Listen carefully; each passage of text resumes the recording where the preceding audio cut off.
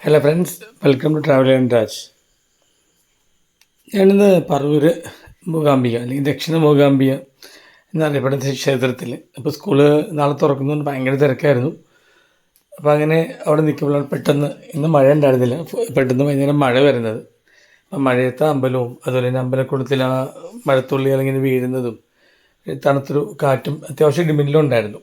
അപ്പോൾ കുളത്തിൽ വെള്ളം ഇങ്ങനെ വീഴുന്നതാണ് ഒരു പ്രത്യേക ഒരു ഫീലിംഗ് ഉണ്ടായി. അപ്പോൾ അതൊന്ന് കവർ ചെയ്യാമെന്ന് വിചാരിച്ചു.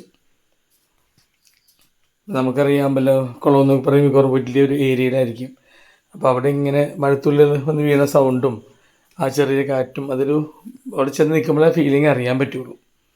ഇത് കുട്ടികളൊക്കെ നീന്തുന്ന കുളമാണ്. ഇപ്പം മഴ കാരണം വെള്ളം കൂടിയേക്കൊണ്ട് ആരും ഇറങ്ങുന്നില്ല. അപ്പോൾ ഇതൊന്ന് കവർ ചെയ്യാമെന്ന് വിചാരിച്ചു. നോർത്ത് പറവൂരിൽ നിന്നാണ്. വീഡിയോ ഇഷ്ടമെന്ന് വിചാരിക്കുന്നു. Thank you. ബൈ.